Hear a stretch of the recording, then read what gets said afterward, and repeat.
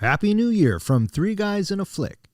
Normally, this is where you would be listening to a fine fellow telling you to take your seats. The show is about to begin.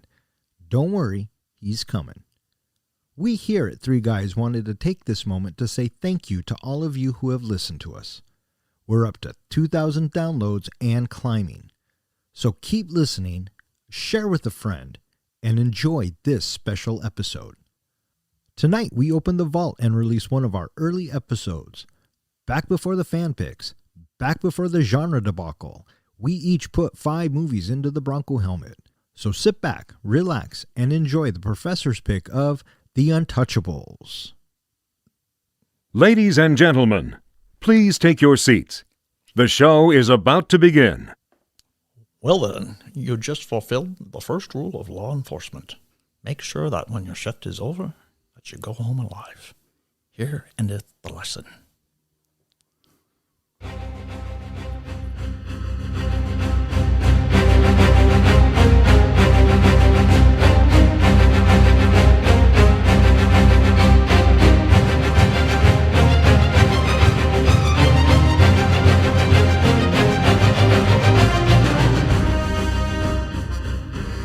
Welcome to Three Guys in a Flick. This is where we review the good, the bad, and the absurd.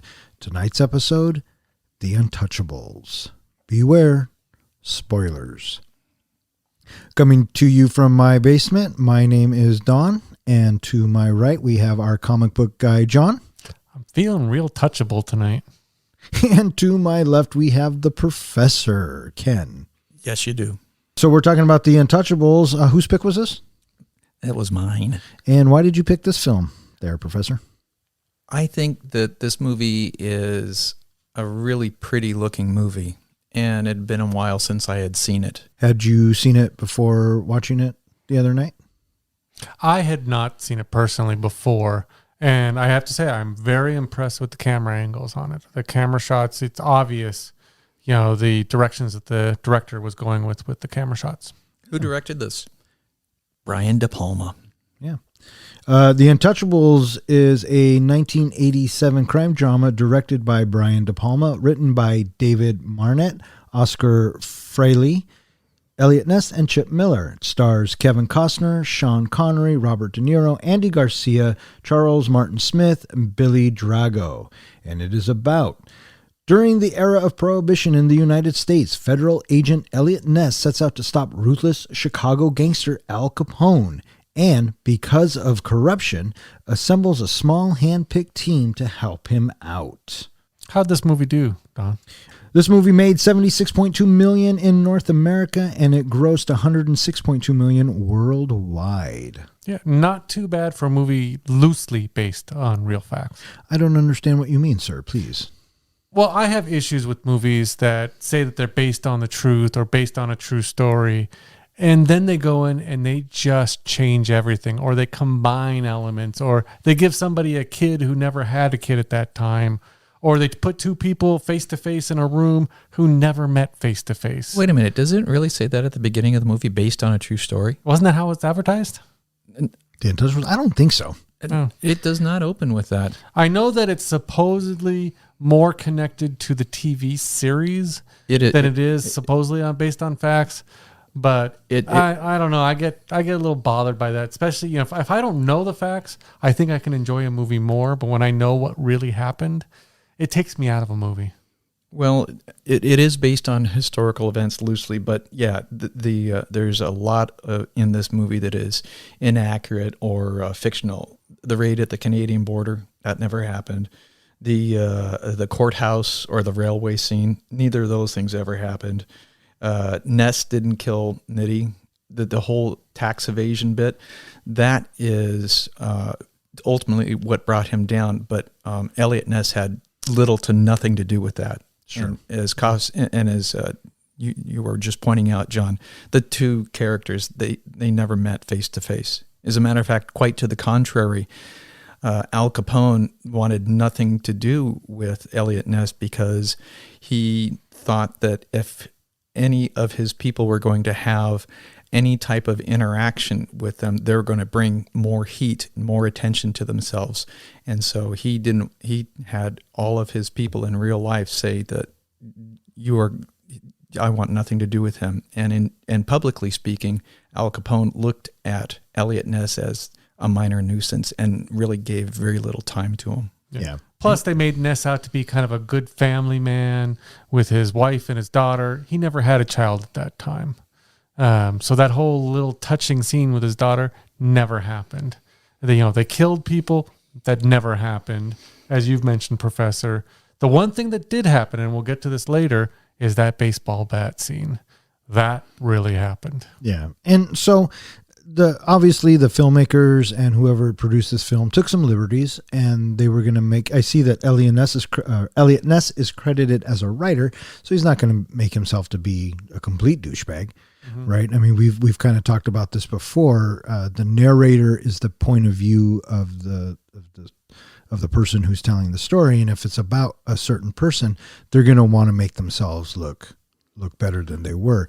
As far as them never having a kid or never met face to face, historically, I personally don't give a shit. I thought that the way Brian De Palma took what were loose stories and he kind of built a bigger story around it, it made for a good movie. And as far as historical accuracy, and I guess it would depend on the subject, right? But with this one, I would have never known that. And well, what about like the character Jim Malone? Yeah. Sean Connery's character. Sure. Great character. Sean Connery, I think, did a great job in the movie. Best supporting actor. Character never existed in real life. So what? So it's like they built it up to this friendship and all these things with Elliot Ness. Never happened. Did you buy the friendship? I did. I think the first time I saw it. Did you enjoy Sean Connery as the character? I did. Did you enjoy the character?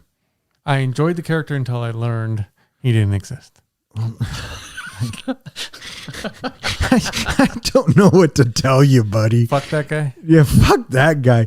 The filmmaker, the first time you watched it, the filmmaker succeeded in what they were trying to do, and they created a good character that you liked.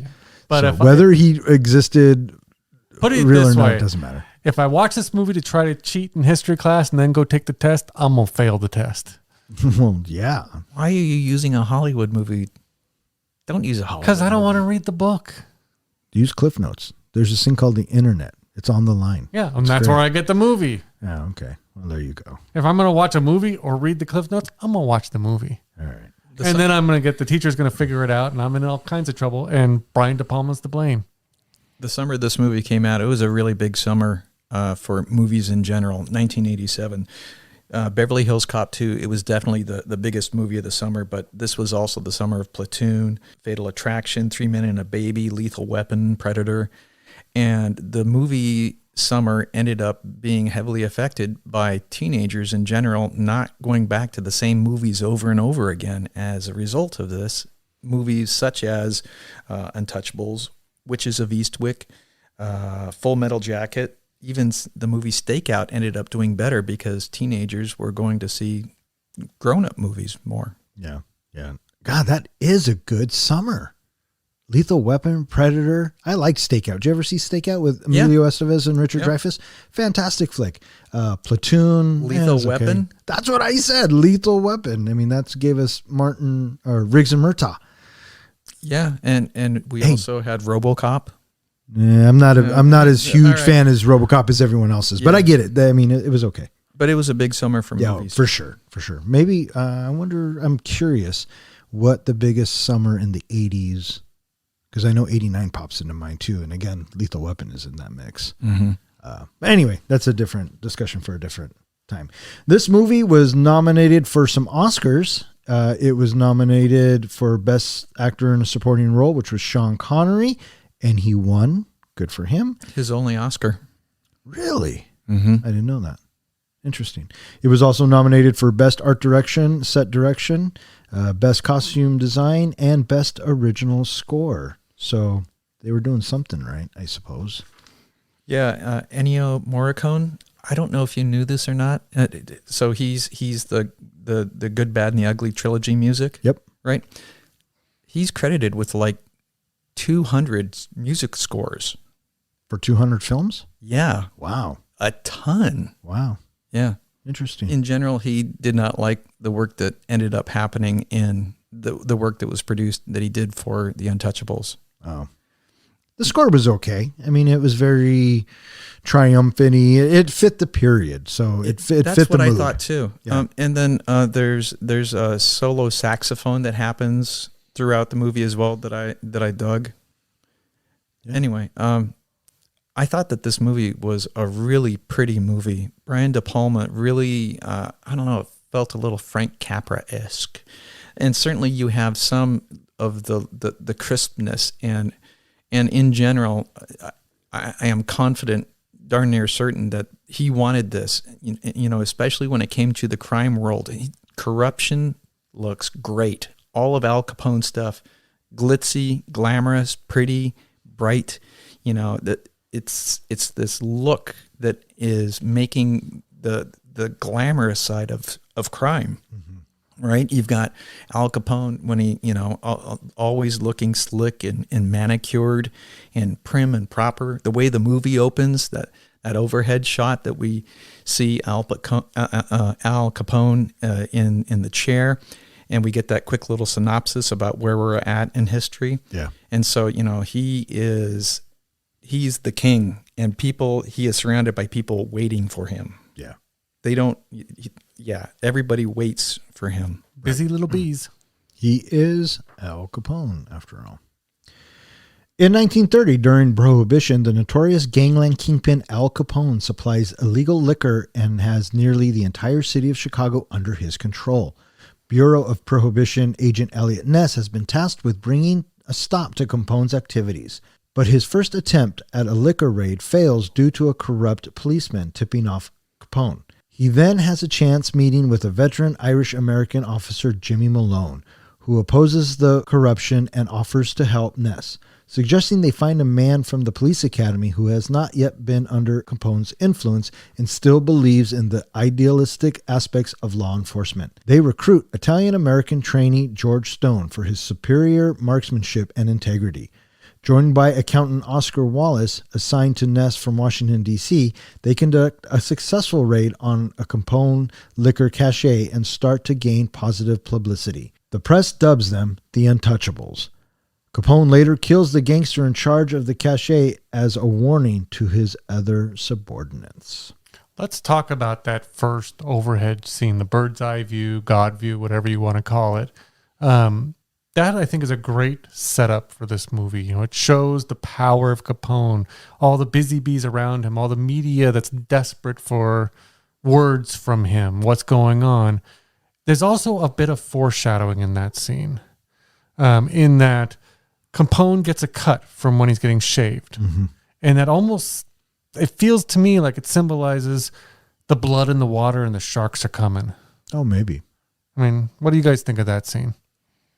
I like the barber's look of horror on his face. Yes. Like, am I about ready to be killed? Yes, that's exactly what I thought. When he cuts Capone, the look on his face is he just shit his pants.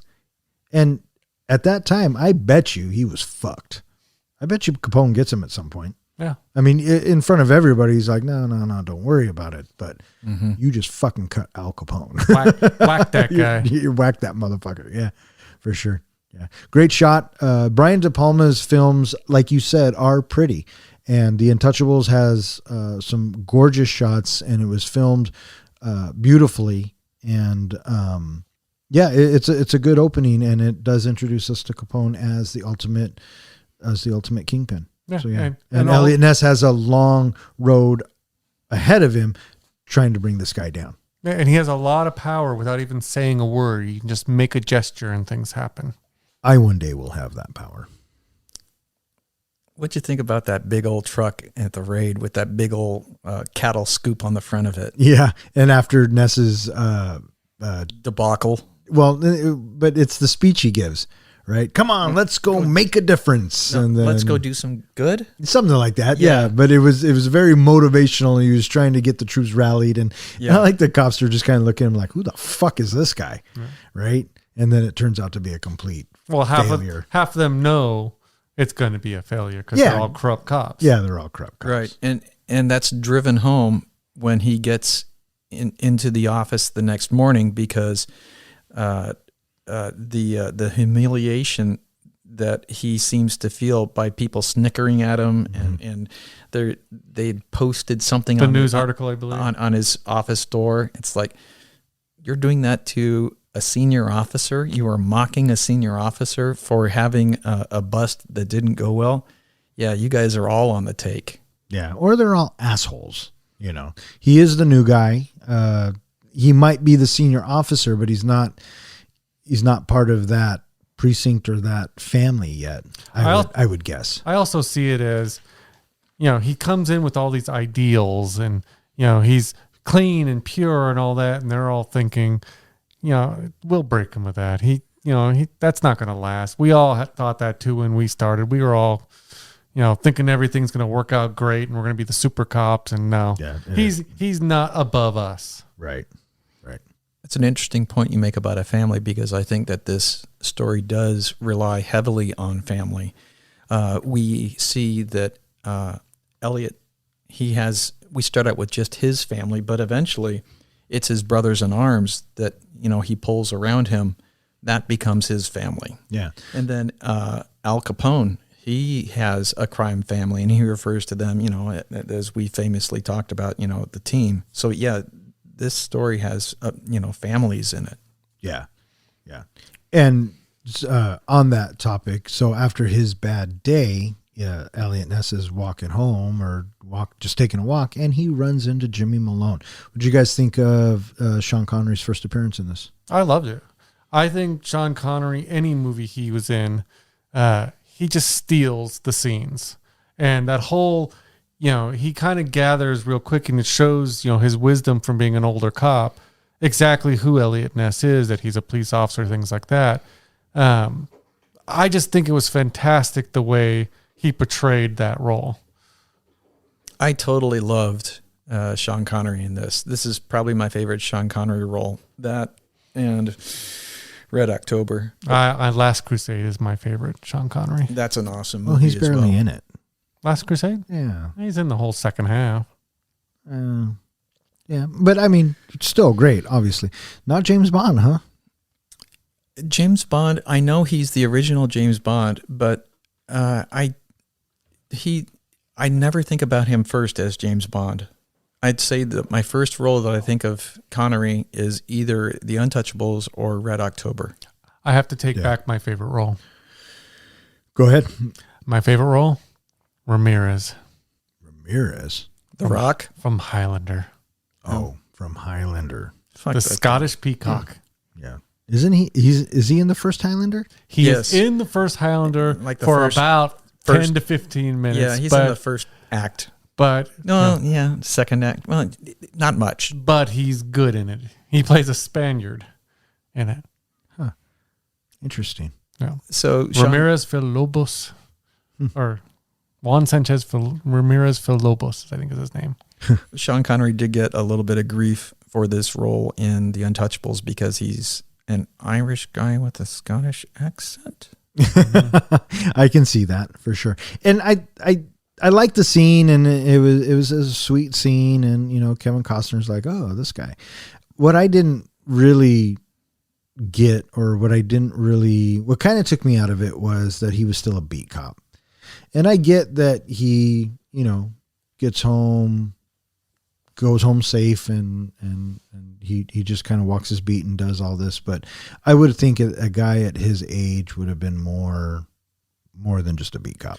I got the impression early on from him that he's kept his head down the whole time. That's why he's still a beat cop. That, or he's got in trouble, but he's kept his head down so that way he goes home, as you said, every night alive. That's his number one lesson that he teaches. Yeah, maybe. First rule of law. So he's never been that guy to outgoing to really take on crime and corruption. He just assumes all police officers are corrupt besides him. And what's the point? He just wants to get home and get his pension. Yeah. I thought that he was probably demoted and he messed up, and that's why he is a lowly beat cop, if you will, because he messed up. Oh, I can see that now. Yeah, that makes more sense. but you could also get the immediate sense that he was uncorruptible. Yeah. And that's maybe why he was a beat cop, because he wasn't corruptible enough to get promoted up. Because everybody you see like promoted up ends up being corrupt at some point. Sure. Yeah, for sure. So Ness decides to recruit Malone because he's going to go after Capone. And so Malone says, we're going to need a team. And then they go and recruit Andy Garcia's character, George Stone. This is Andy Garcia's first role, I believe. I think it is. Yeah. Can we talk about the church a little bit? Sure. I really loved the camera work that happened when Jimmy shows up to Ness's office, and these walls have ears, and they take off and they go to the church, and we get those forced perspective shots that happen. And I thought that it was beautiful looking the way that was put together. Yeah. I really enjoyed that camera shot. And I also really dug that moment where this is Sean Connery. So Jimmy asks Elliot Ness twice during this, what are you prepared to do? Right. And this is an underlying theme of how far is Elliot willing to go, because Elliot he wants to do whatever he can do as long as it doesn't break the law. Within the law. Within the law. That's exactly right. And Jimmy, he's pushing him. He's pushing him that, you're going to have to do more than that. It's going to take more than that. What are you prepared to do? But, you got that little moment, where, he says to Elliot, you want to get Capone? I'll tell you how to get him. If he comes at you with a knife, you come at him with a gun. If he puts one of yours in the hospital, you put one of his in the morgue. That's the Chicago way. And that's how you get Capone. Yeah. Right there. You're getting your hands dirty. And that's what he has to steel himself for. Elliot has to steel himself to be more than what he's willing to give. Right. And I think he takes all that to heart, and he, It's also a bit of foreshadowing in that Elliot Ness in the end does put one of his in the morgue. Well, yeah. Well, I think he killed a couple people probably. But as far as what you're talking about, no, I agree with you 100%. Because a lot of that was rage. Yeah. And a lot of that was wanting revenge. Yeah. So, and he basically does get his hands dirty. Yeah, for sure. What do you think about when they go get Andy Garcia's character? I thought that was great, the way that Jimmy Malone tries to spook Andy Garcia's character, tries to get him worked up, tries to get him upset until a point where he explodes. And then it's like, I like this guy. Yeah. Yeah. He pushes him a little bit, rags on him for being a wop. And, but Andy Garcia's character was a good marksman, and I really like that recruitment scene. I think that any recruitment scenes in movies, if you do it right, they're always fun. Yeah. You think of the movie where they're recruiting the team. It's always a fun montage. And they push him at first. They go, "Why did you become a cop?" And he starts reciting, the rules and all that. Don't tell me the textbook. Yeah. Why did you become a cop? Yeah. Yeah. And then he pushes them and he pulls the gun. Oh, I like him. Yeah, I like him too. Yeah. And then, welcome to the Treasury Department. Yeah. You just joined the Treasury Department. So we have 3 of the 4 untouchables, and then they get back and they need a 4th member. Well, he finds somebody, Elliot finds somebody sitting in his office. That's the accountant, right? Yeah. Or is he an accountant? What is Oscar? Yeah. He's basically an accountant. Yeah. Yeah. Oscar is sitting in his office and he's talking about, that Elliot should consider having Capone arrested for tax evasion. Yeah.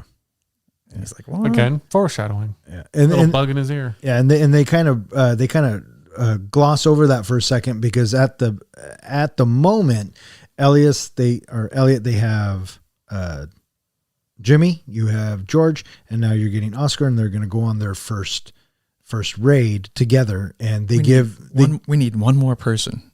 You carry a badge? Yes. Carry a gun. Yeah, and then the look of Oscar's face when Malone gives him the gun, he's like, "What the fuck am I supposed to do with this?"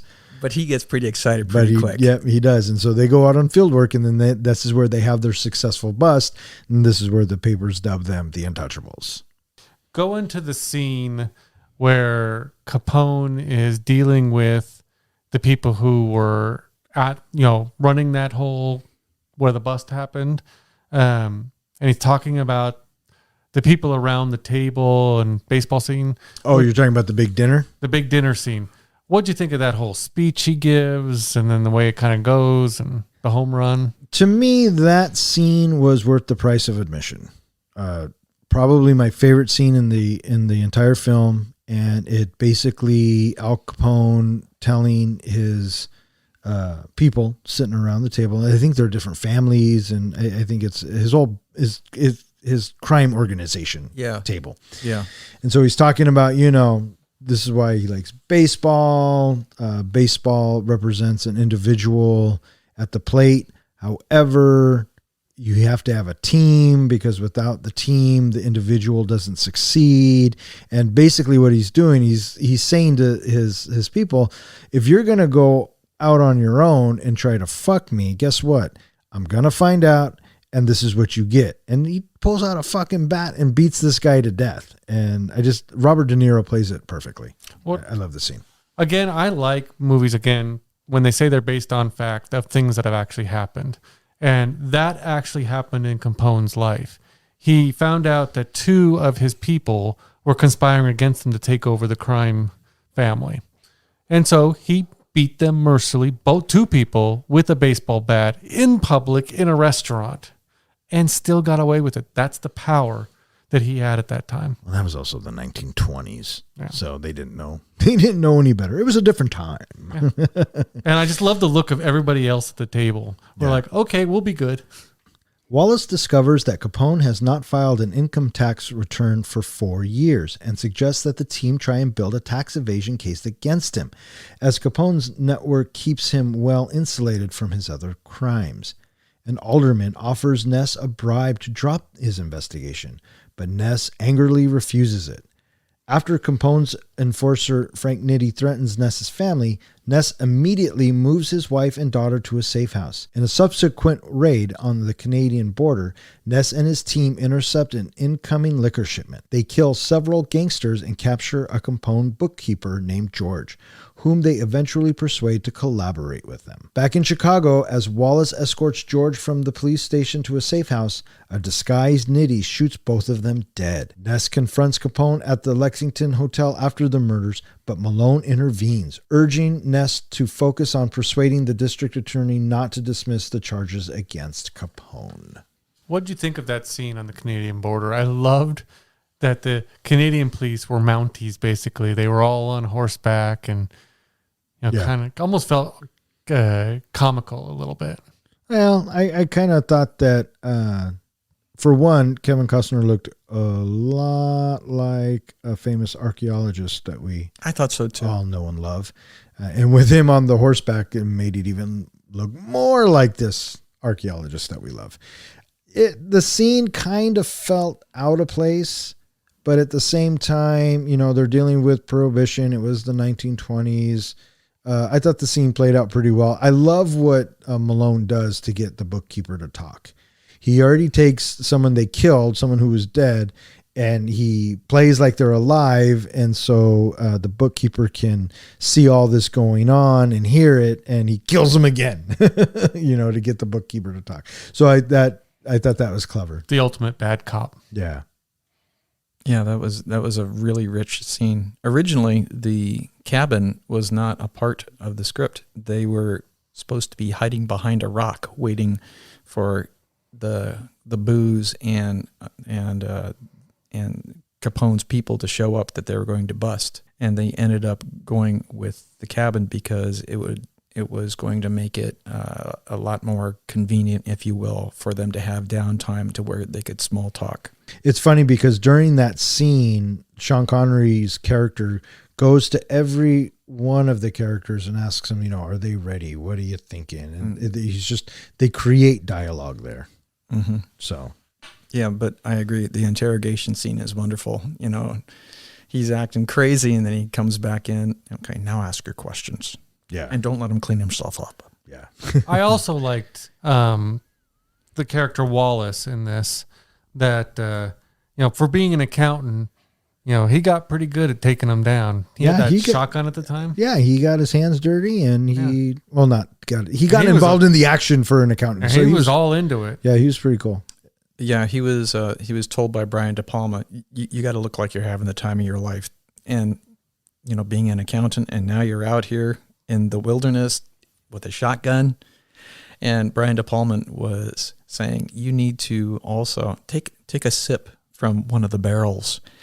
And taking the sip, Charles Martin Smith, he didn't want to. He's like, no. He said, no, you need to. Yeah. No, that's not right. No, just do it.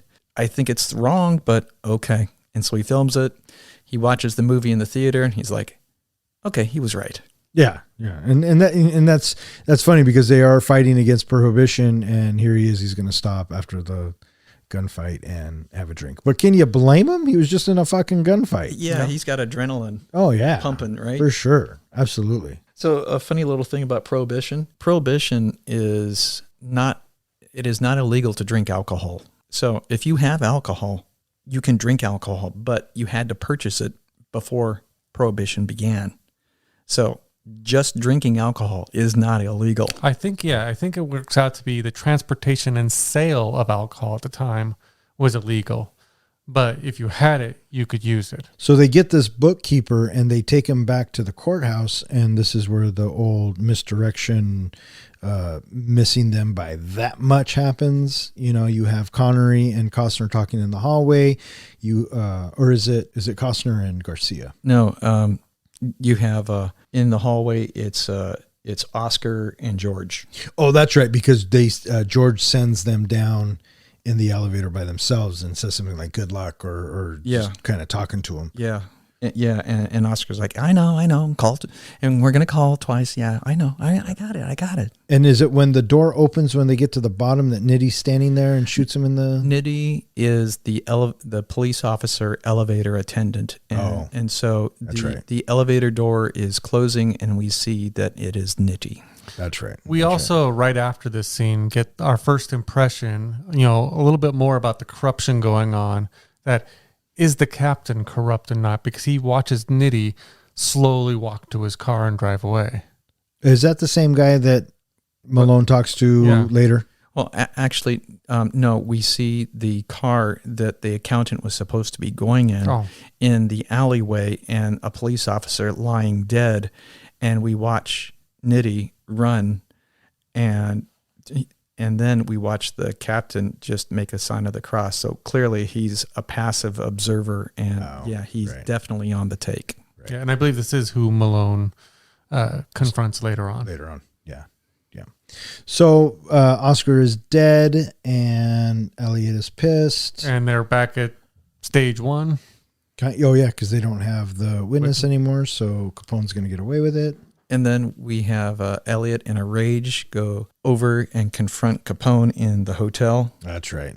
And he comes in and he starts yelling at Capone coming down the stairs. And then Al Capone, he starts yelling, "How dare you say those things in front of my son? How dare you talk like that? I'm going to kill your fucking..." And he's wait a minute. I think that scene is pretty... iconic too, when he's coming down the stairs, he's all dressed up and everyone's keeping Kevin Costner off of him and they're having that shouting match. And I think that when I think of the Untouchables, that's one scene that immediately pops into my head as well, besides the baseball scene. And the fact that De Palma's using symbolism here, where Al Capone is on the stairs above everything. He's still at this point surrounded by people, still untouchable. Yeah.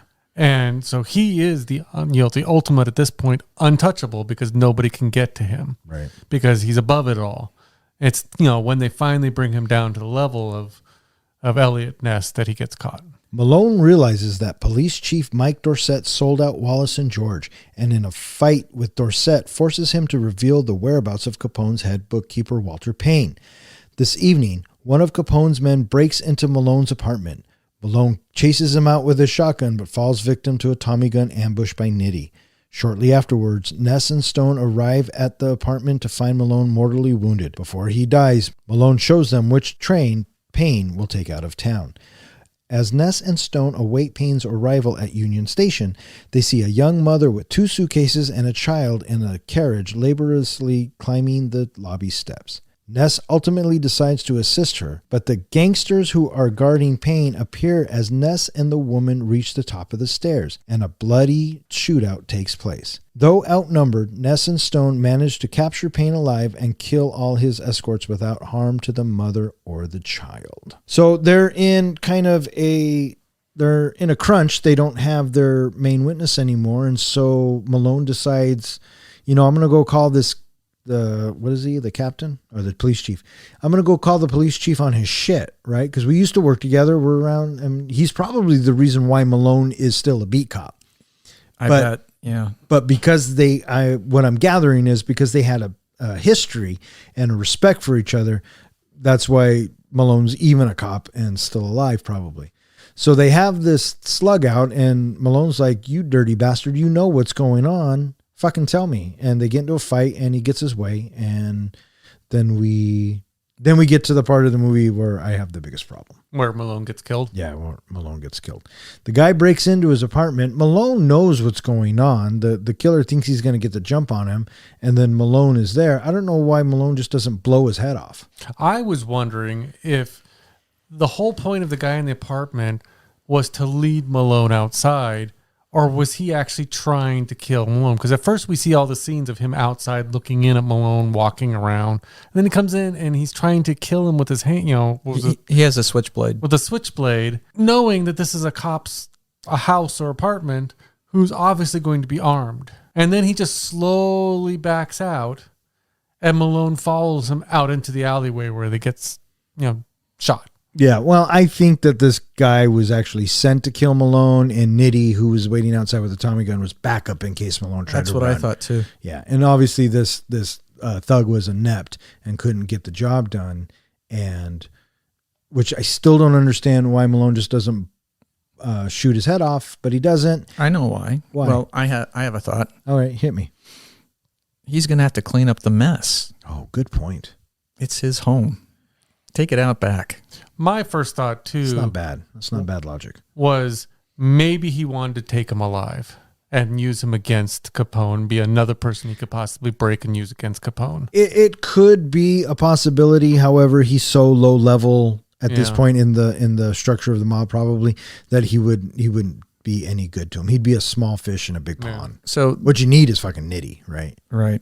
Now, the reason why Jimmy went to see the police chief was because they did not have a witness for the trial to proceed with. And the death of the bookkeeper made Elliot Ness's case dead in the water. Right. And so Jimmy felt, okay, I'm going to get what we need. And that's why he confronts the police chief. Right. The big thing that he needed was someone who could read the book, Mm-hmm. because the book was coded. Oh, yeah. They still had the book from the first book. So they had the book, so they needed basically another bookkeeper. Right. Mm-hmm. I really enjoyed the camera work that they did with this, with the person lurking outside and then lurking inside. Yeah, I think that's classic De Palma. He's done films like Body Double and Blowout with John Travolta, but the POV of the camera is kind of a staple of Brian De Palma. So yeah, that was pretty good. And then so the death scene that Connery with all the blood, De Palma, he wanted to film it again, but Connery hated doing the scene because of all the blood, and he refused to even go back to the set for a couple of hours.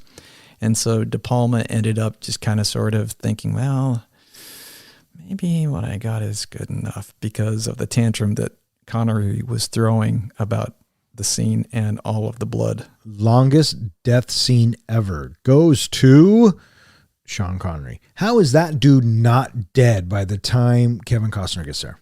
Because of the 47 bullet holes that he got from Nitty. Yeah. Because he's an old, stubborn Irish cop. And how With the Scottish accent. What is that, like 20 yards he dragged, how many liters of blood are between the back door and the living room? Oh, right, because he crawls back into the fucking living room. But as our off mic discussions have proven, he did satisfy his first lesson, which is make it home alive. He just died at home alive, died. He died at home alive.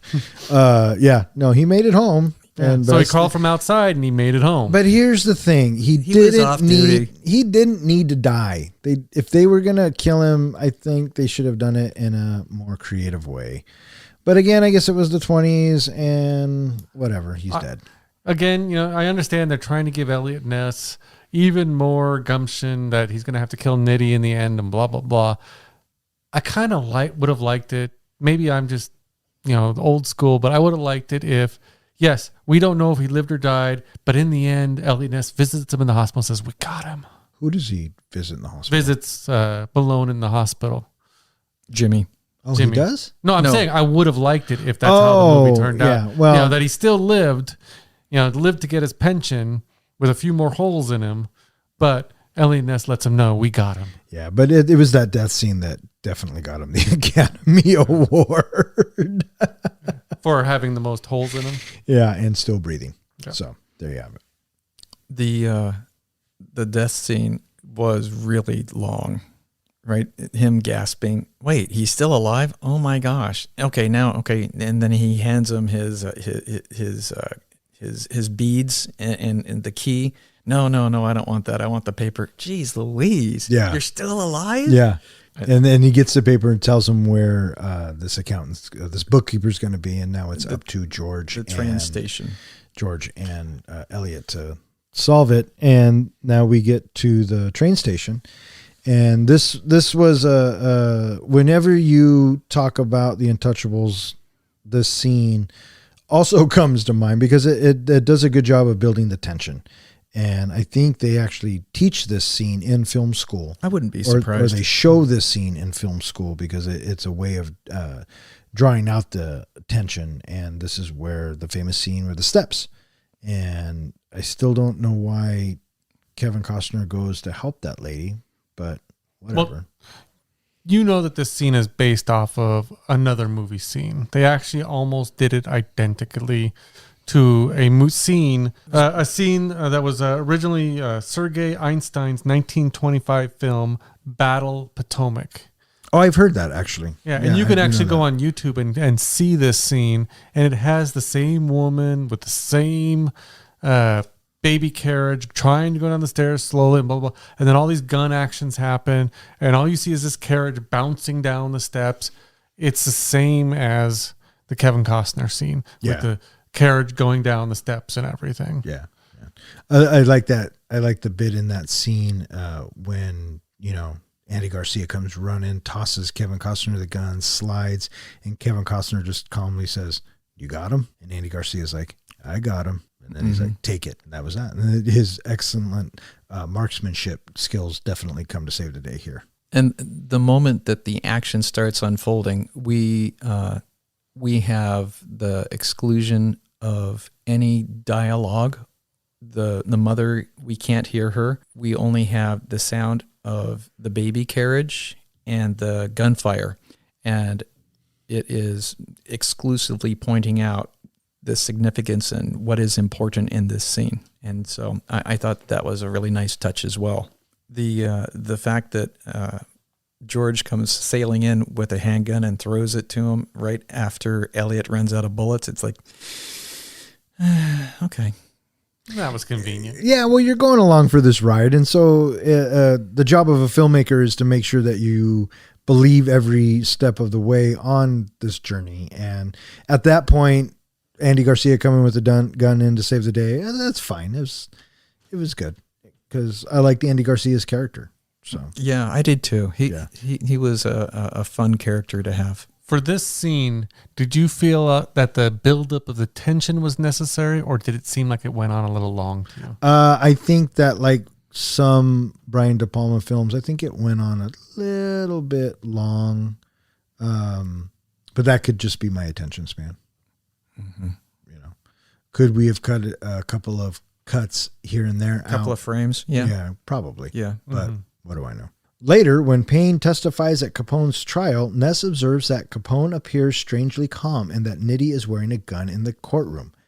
The bailiff removes Nitti and searches him, finding a note from Chicago Mayor William Hale Thompson, which effectively permits him to carry the weapon. However, Ness sees Malone's address written on a matchbook in Nitti's possession and realizes that Nitti is Malone's killer. Panicked, Nitti shoots the bailiff before fleeing to the courthouse roof as Ness pursues him.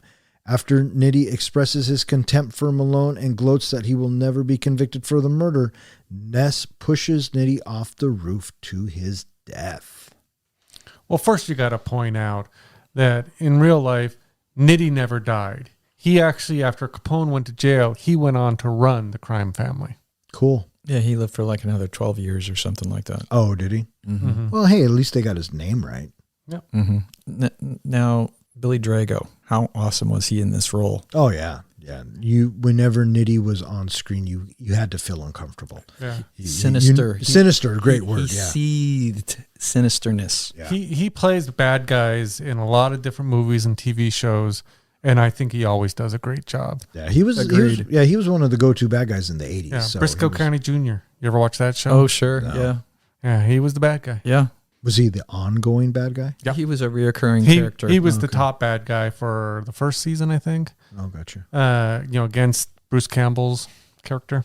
Mm-hmm. So, who do you like better as the bad guy? Do you like Robert De Niro better as the bad guy, or do you like Drago, Billy Drago, better as the bad guy? De Niro, hands down. So it was a big push to get De Niro for the role, because they offered it to De Niro and he said, okay, I'll do it. And then he gave an amount way out of their price range. Mm-hmm. And as a result of that, all right, I guess we'll have to get somebody else.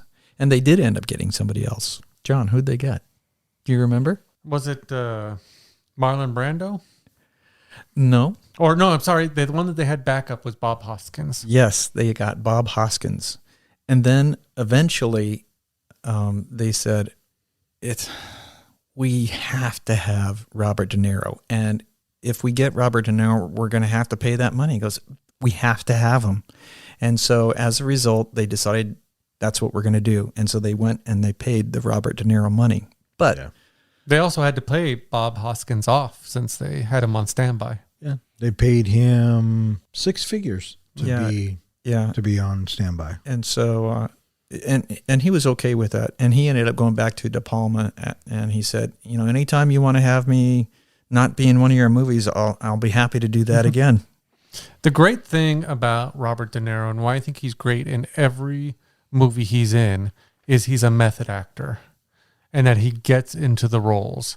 In this role, he purposely gained 30 pounds to try to look like Capone.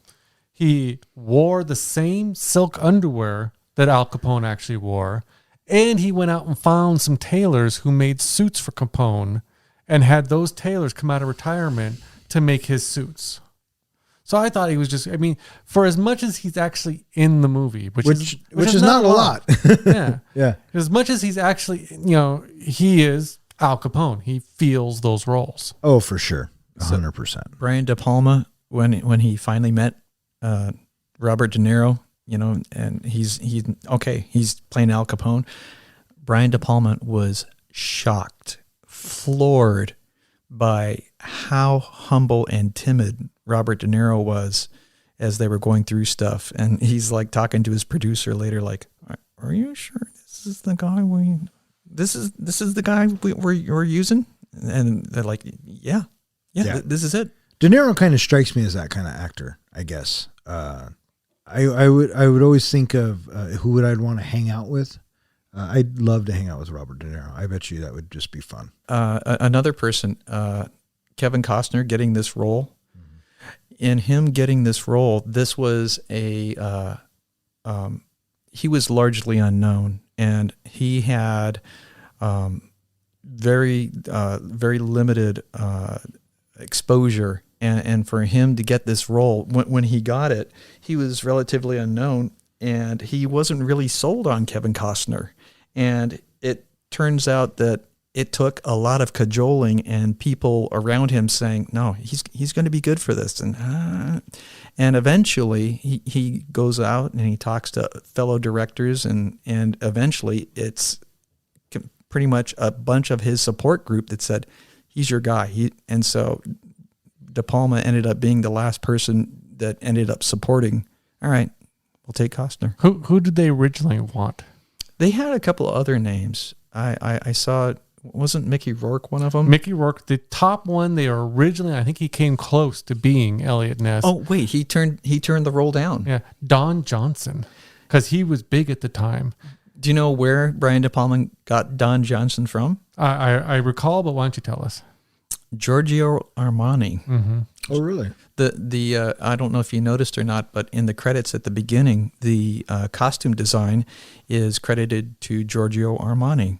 Mm-hmm. So in the Miami Vice days, a couple of years before, Giorgio Armani is all that Don Johnson wore. When they were brought on board for the Untouchables, it was suggested you should think about using Don Johnson for this role. I think that would be a good Elliot Ness for you.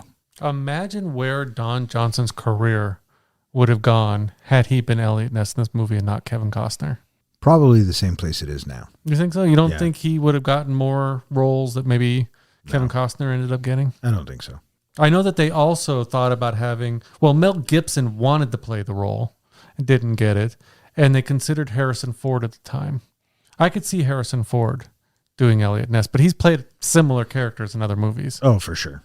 I have one more little tidbit about Giorgio Armani. So the entire cast is decked out in Giorgio Armani. Sean Connery wanted nothing to do with that wardrobe. He thought it was ridiculous, and he ended up supplying his own clothing for the character of Jimmy. It kind of looks like it. Yeah, everyone's dressed to the nine, and Connery is not. So, interesting. Didn't know that. But it makes sense. I can see Connery not wanting to climb on board with Armani, right?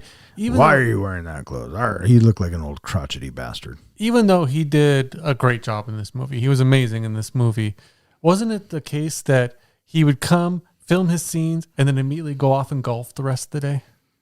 I know that was something that was talked about, that he would do that. I don't know if it was a regular occurrence or what. Yeah. He'd That makes give him sense. like 2 hours of his time and then spend the rest of the day golfing. Yeah. Well, when you're Sean Connery at that point, I guess you can do that. I wonder if he was like that on his other films, like Red October or The Rock or anything like that. I'd be curious to know. Robin Hood. Oh, fuck, he was in Robin Hood for 2 seconds. So totally. Yeah, for sure. You forgot Highlander. And like most people should. So Ness knows that Nitty killed Malone, and so he chases him up on the roof. They have some dialogue, and Ness just flat out pushes him off the fucking roof. He says, fuck this guy, and just pushes him. Your friend, he squealed like a stuck pig when I killed him. Did he sound anything like that? Yeah.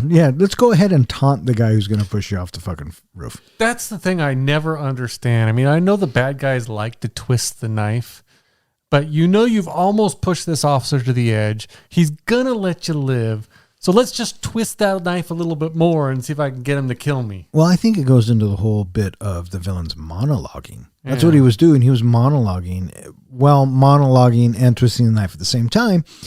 Costner has no choice but to push him off the fucking roof. Yeah. That is So- some great camera work that happens up on the roof. Yeah. Especially when Nitty is plunging to his death.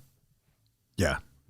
Yeah. And it's all it's all back in the days where cameras weighed 800 pounds, right? So there's a lot of cranes and a lot of different ways that you could shoot things, and it's certainly not as movable as it is now. When the verdict is done and we finally get to see Al Capone lose his cool, that was a satisfying moment for me when the judge, he's banging away on the gavel, but everybody in the courthouse is just like, there's a sea of people that are pushing their way towards him, and the bailiffs or his lawyers or whatever are trying to hold Al Capone back. That was a satisfying ending for me to see Al Capone losing his cool. Yeah, for sure. And again, I like when they bring in true life elements. And in the Capone case, that actually happened with the jury. That The jury swap. That the judge got word that the jury had been bought off, so he traded juries with another courtroom. Mm-hmm. And so, again, I like when they kind of stick a little bit to those historical facts. Well, you said that you like when they stick to all of the historical facts, because if they change it, you don't like it. Yeah. Okay, but it's And I also want the machines to win. okay, but it's not telling us that the story is based on actual events. Now, I get what you're saying, but the first time you saw the movie, I wonder, you enjoyed it more before you found out that it's not true life stuff? Well, to be honest, I think one of the first times I saw it, I had looked ahead and looked up the history of Al Capone and Elliot Ness. So I already knew really? it. So it tainted the movie a little bit for me. The performances were still great, but it tainted, I kept looking for certain things to happen. I'm thinking, that's not the way it happened. Why? And I why do would that. you do that before the movie? I do that. Yeah, why? It's like if I hear a comic book movie's coming out based off of a certain comic, I go back and reread that comic before I go and see the movie. None of them are based off specific comics. They're based. Let me rephrase that. They're based off portions of comics, and probably a bunch of them. So, I mean, there's so much source material. That's what I'm saying. I can understand how you're disappointed after you find out, but boy, oh boy, He sets himself up from failure from the get-go. you don't want to like it. Not at all. I will say I did have one movie in particular where it really deflated me after the movie high that I had for that movie, and then finding out more. Oh, it didn't really happen like that. And I didn't. Oh, Bohemian Rhapsody. Loved it when I saw it in the theater the first time, and then, oh well, it didn't quite happen like that. Oh, and that didn't happen either, and that never happened. And I'm like, and they didn't emphasize that or that or that or that. It's like, oh, and so now I'm like, it's all right. Stone gives Ness a list taken from Nitty's coat, which shows that the jurors in the trial have been bribed. Behind closed doors, Ness persuades the judge to switch Capone's jury with one hearing an unrelated divorce case. This prompts Capone's lawyer to enter a guilty plea. Although Capone is outraged and violently objects, Capone is later found guilty of tax evasion and sentenced to 11 years in prison. On the day Capone begins serving his sentence, Ness closes up his offices, giving Malone St. Jude medallion and callbox key to Stone as a farewell. As Ness leaves the police station, a reporter mentions the probable repeal of Prohibition, asking Ness what he will do in that case. Ness replies, "I think I'll have a drink." I guess that takes us to the end of the movie. Yeah. Was the judge on that list? I don't think he was, and No, Ness was playing But he a pretended bluff. like he was on the list. Right. Yeah, according to the dialogue in the movie, he said to the judge that he's going to reveal that he's in the book. And then the attorney says, but he's not in the book. And then Elliot's like, but he didn't know that. Right. And so the judge does do it because he was a dirty judge. Exactly. Yeah. So it was one of those bait and switch things. Mm-hmm. Yeah. The interesting thing about the end of this movie where he says, I'm going to go have a drink, or I'll have a drink, is the real Elliot Ness did go on to become an alcoholic. Yeah, I read that somewhere.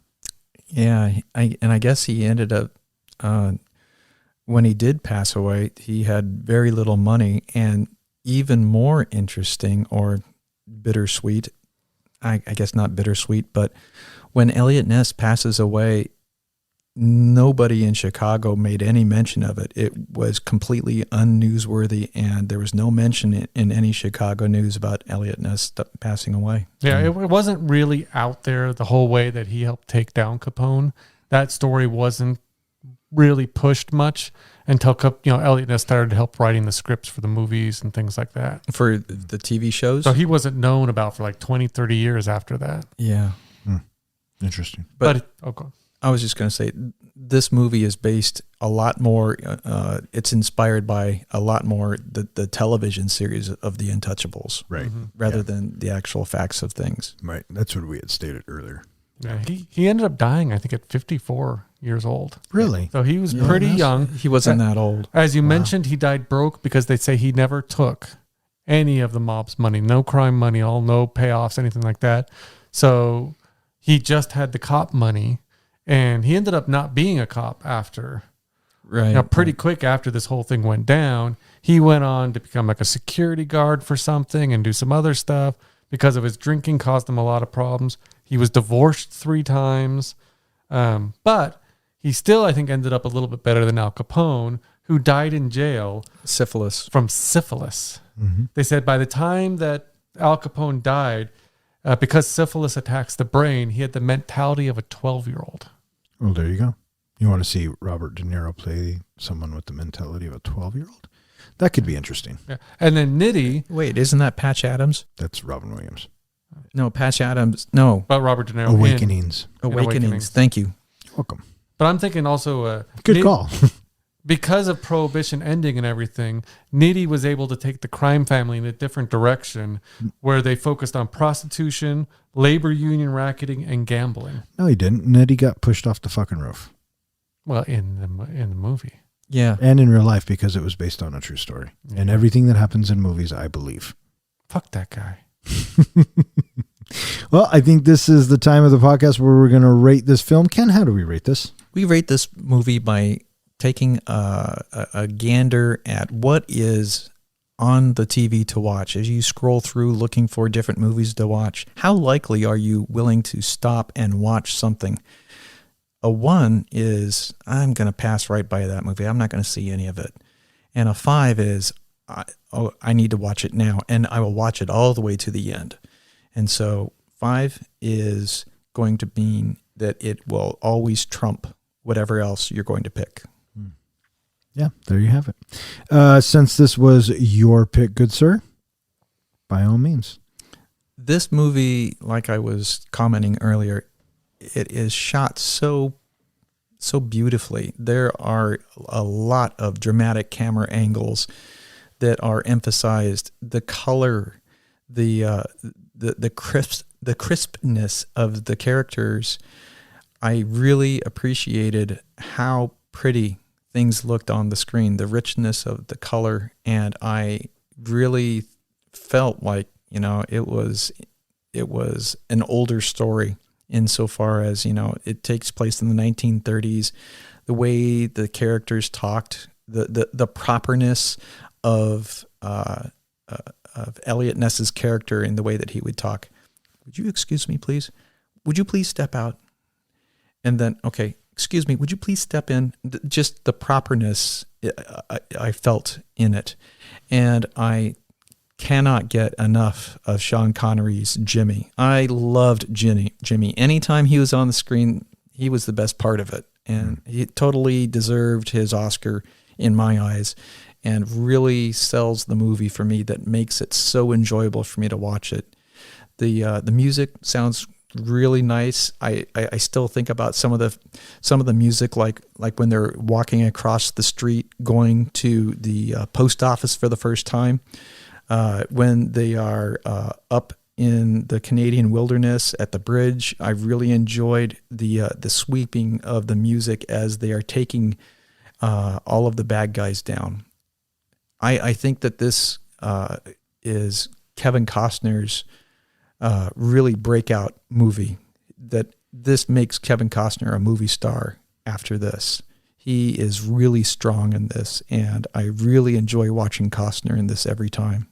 I think that this movie is a solid 4. Wow. So you're going to watch it over a lot of other movies. Yeah.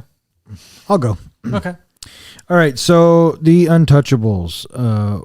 Well, it is nicely shot, and the story is coherent. Robert De Niro is always a delight. Sean Connery is Sean Connery. I think you have more of a love for that guy than I do, which is fine. Kevin Costner, I would argue that Bull Durham made him a movie star. And I'm pretty sure Bull Durham came out in 86, but we can Look at that. Either way, Kevin Costner his star did rise because of this film. And Kevin Costner, I think, is one of those actors that, to me, he got better with age. When I think of Kevin Costner, I think of Bull Durham. I think of Waterworld, but I do really enjoy him Jonathan in, Kent? say, The Man of Steel, right? When he plays Jonathan Kent. So I like Kevin Costner as an actor. There's a movie called Draft Day where he drafts NFL players. It's the NFL draft. If you haven't seen it, I recommend you check it out. I really enjoy it. But getting back to the Untouchables, I think that, for 87 and the subject matter, it being classified kind of as a gangster flick, I think this is one of the first gangster flicks we get after The Godfather. I mean, that really makes some noise. There's Once Upon a Time in Mexico, King in New York, things like that. Not Mexico. Once Upon a Time in America. Thank you. Again, with Robert De Niro. So I think I think that this film was okay as a gangster flick. It wasn't really kind of what I expected. If I'm scrolling through the channels and I see that this is on, chances are I'm going to skip it. Chances are, I've seen it once. I can appreciate it. There's nothing in this film that jumps out at me and says, "Oh, we have to watch this." So for me, I am going to give The Untouchables probably a very unpopular 2.5. Sounds good. When did Goodfellas come out? 93. So that 91. came out 91. So that came out after this? Yeah. Well, yeah, if this was in 87. 87. Okay. That's interesting. Anyway, for my review, great movie in that they had some star talent in it. Kevin Costner, as you said, breakout role. I agree, may not have been his, first Hollywood busting kind of role, but really showed what he could do. Sean Connery, I love just about everything Sean Connery was in. The other actors, Andrew Garcia, nice introduction to him. I thought he did a fantastic job. It was a good movie overall, and I'm glad I watched it. Gangster movies, mob movies, those kind of movies aren't really my cup of tea. I don't typically go out looking to watch those movies. I do like to watch movies that are a little closer, obviously, to historical fact. I like when they portray what really happened versus rewriting it. But again, this was based off of the TV show more than it was based off of real facts. So they had some liberty in that. When it comes to would I watch this movie if it was on, I'm kind of in the same ballpark as you, Don. I've seen it. I'm glad I've seen it. Don't think I'm going to stop and watch it if it's on. I am going to watch, if there's nothing else on, I am going to kind of skip over to it every so often to catch certain scenes. I'd like to rewatch those scenes with De Niro. Thought he did a fantastic job. Watch those scenes with Sean Connery, because I love, like I said, everything that Sean Connery does. So I wouldn't mind watching those scenes over. The rest of it, I could skip right through and not care. Yeah. So because of that, even though I think it's a well-made movie, the camera shots are fantastic. It's obvious what they were trying to do with, the over-the-head shots, the same level shots, showing Capone up kind of above, things like that, and then showing him at the same level, in the courtroom scenes. I get what De Palma was trying to do, and I think this is a good movie for film students to watch, specifically for those camera angles. But again, I'm going to skip by it just if I want to watch something on a weekend and watch something good. So for that reason, I was actually thinking 2.5 as well. And I'm giving it the 0.5 because there are certain scenes I would like to rewatch, but not the whole movie. Interesting. Let me ask you this. Do you like Quentin Tarantino? I do. Did you ever see Inglourious Bastards? I have, in fact, yes. And you know that they kill Hitler, right? Yes. So they rewrote history. Yes. And that was the only thing that bothered me about that movie. I thought that really? You didn't like that? I thought the movie was good overall, but that did bother me. Oh, I fucking loved it. Yeah. I fucking loved it. We got him. I like cool. What was his name? The Big Bear? The Jew Bear. The Jew Bear. I liked that. I loved those characters in the movie. Thought it was a great movie. Quentin Tarantino tells a good story. Yeah, he does. He tells a good story. But, again, that whole ending, it just bothered me that, okay, again, they're rewriting history. So it then takes it from being based on a true story to alternate universe. I suppose that's one way of looking at it. Mm-hmm. All right. This is the time of the podcast where we select our next film. What we did was we each wrote down 5 movies that we enjoyed, and we folded them up and put them into a Bronco helmet. So far, we've reviewed 4 of mine, maybe 3 of mine, and 3 of Ken's. And so now we're going to pick another, and none of John's. I'd like to mention that we have not selected any of John's yet. Which I think is on purpose. I think there is a scandal going on here. Possibly. All right, so we're picking out our movie, and the next movie we are going to review is... We interrupt this podcast for a special announcement. Coming next week, we're starting off the new year with a special guest. She is a friend of the show and has asked us to review the 1999 Galaxy Quest. So tune in next week as we set off on a quest for fun.